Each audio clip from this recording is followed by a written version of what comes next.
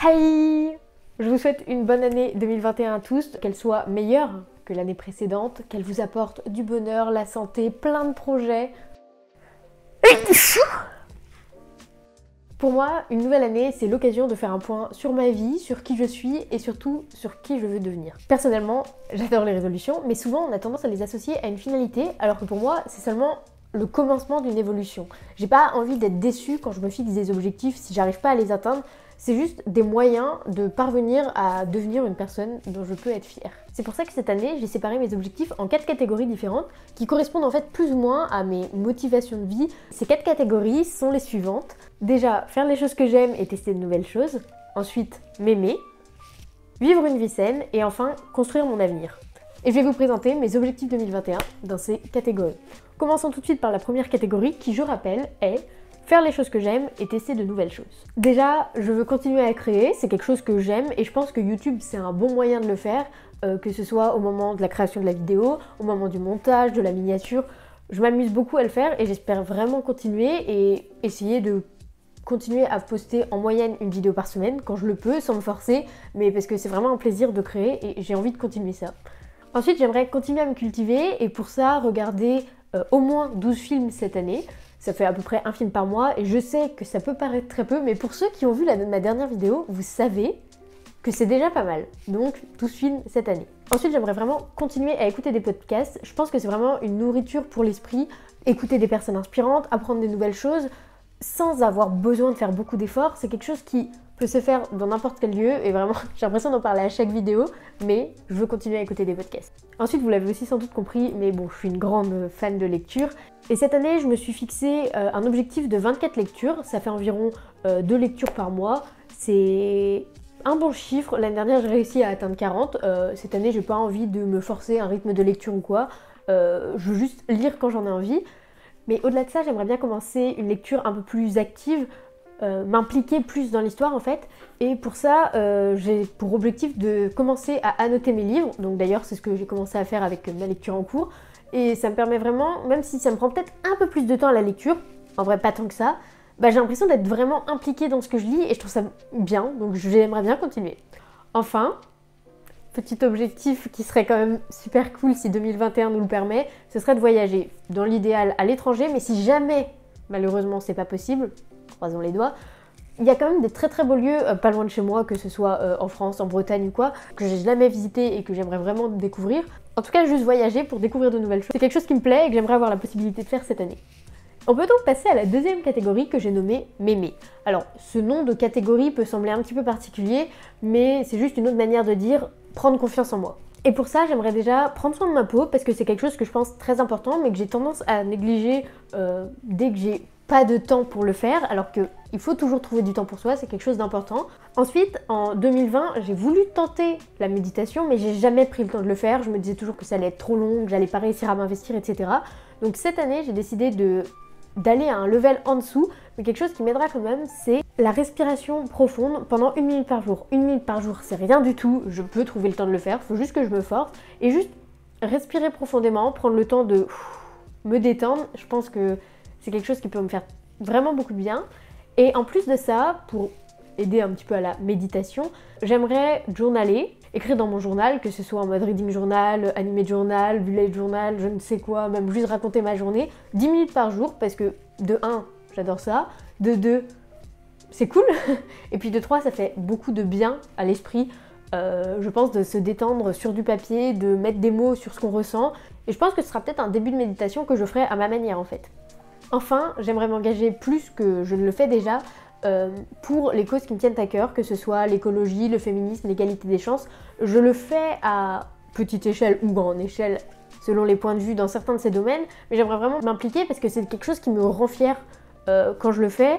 Selon moi, c'est très important de le faire pour se rendre fier, pour rendre fiers les autres, pour aider les autres et surtout parce que c'est un bon moyen de faire du monde un monde meilleur et pour moi, c'est un petit peu mon objectif de vie.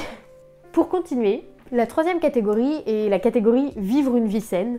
Alors pour moi, cette catégorie, elle est extrêmement importante, mais je sais que me fixer des objectifs trop haut dans cette catégorie, j'y arriverai pas. Ces dernières années, j'ai appris beaucoup de choses sur moi-même, sur mon corps, sur ma santé, etc.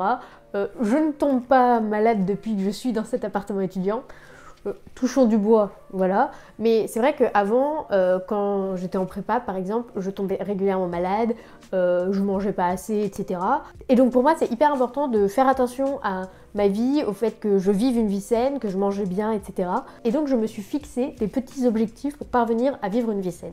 Déjà, j'aimerais prendre le temps de m'étirer tous les jours. J'ai des exercices quotidiens que mon kiné m'a donné à faire pour mon dos, mais que je ne fais pas. J'ai pas vraiment d'excuses à donner en fait, et il faut que je les fasse parce que ça me fera du bien et parce que c'est nécessaire si je veux pas avoir encore plus de problèmes de dos, donc je veux m'étirer. Surtout c'est pas des exercices qui prennent beaucoup de temps, même pas 5 minutes, donc le faire au coucher ou au réveil, je pense que je peux le faire et que je dois le faire. Ensuite, j'aimerais sortir régulièrement marcher.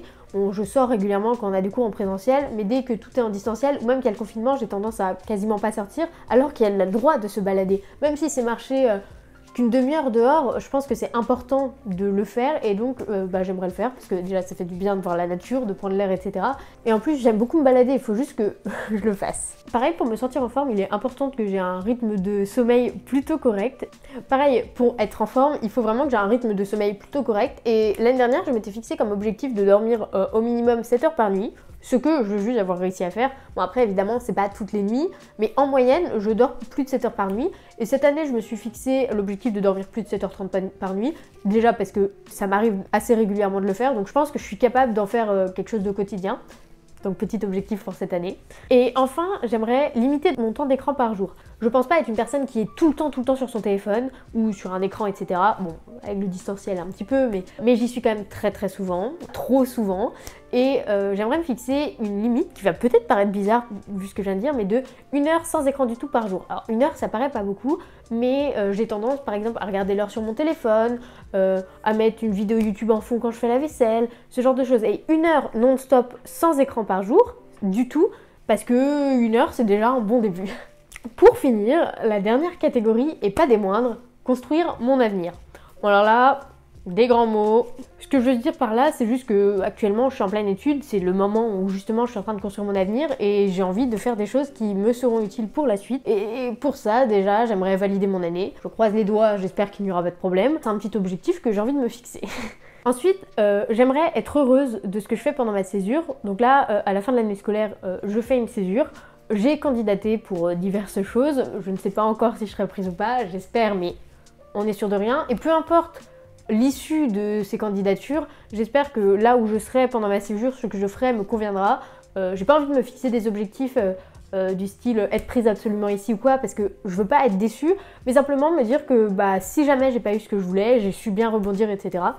Donc c'était un petit objectif pour ma prochaine année scolaire. Enfin, dernier objectif de cette catégorie et aussi de tous mes objectifs, j'aimerais continuer l'apprentissage des langues, en particulier le japonais, mais aussi l'anglais en passant mon TOEFL, parce que je pense que les langues c'est quelque chose de très important. J'aime ça et c'est pareil, c'est juste une question de prendre le temps de le faire. Et je crois que ça y est, on a fait le tour de mes objectifs. Je vous l'ai déjà dit, mais je considère vraiment ces objectifs comme un moyen de devenir une personne dont je suis fière, une personne heureuse et pas comme une finalité. À la fin de l'année et au cours de l'année, je vais me référer à ces objectifs régulièrement. Ça veut pas dire pour autant que si j'arrive pas à en suivre un, mon année sera gâchée et que j'aurai loupé ma vie, pas du tout.